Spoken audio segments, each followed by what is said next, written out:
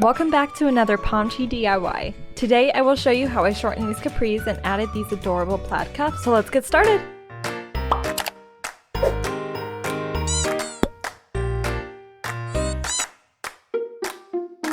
First, you want to measure how much length you want to remove if you are shortening pants into shorts. Now here are my measurements. I'm cutting off 7 inches of length. I want my finished cuff to be 1 inch wide and I want it to be folded about 3 times, meaning that the cuff fabric will need to be 3 inches tall. Now because the front and back of the pant legs are different widths, I will be measuring 2 separate pieces. Be sure to go all the way to the side seam on each side. That's very important. Now cut off your cuff fabric to the size that you need.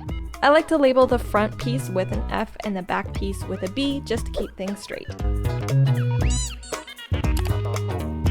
Now, if you are removing length, measure from the bottom seam how much length you want to remove and cut it. Using the piece you cut from the other leg, you can use it to make sure your lengths are even when you cut the other one. Now turn the pants inside out and pin the cuff fabric to the raw edges. Make sure the right side, the more colorful side of the fabric, is facing you. Since these will be folded, we want the right side to be facing inwards to begin with.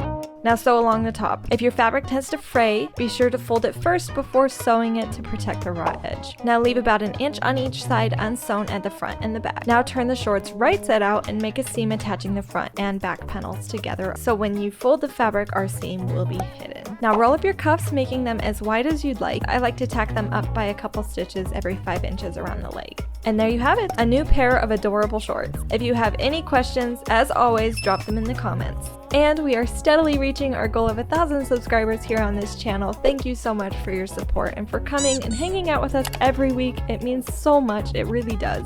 And if you'd like to help us make more DIYs like this one, you can donate by scanning this QR code here or following the link in the description. You can donate just $1 or $2, but it makes a big difference for us to make more of these videos for you. Now make it a great week and try something new. I'll see y'all next time. Now check out more of my previous DIYs in this playlist up here. And if you have a moment, visit me on my sister channel, Dre of Sunshine, where you will learn how to thrive in spite of limitations or pain. And learn that pain is sometimes inevitable, but misery is always optional.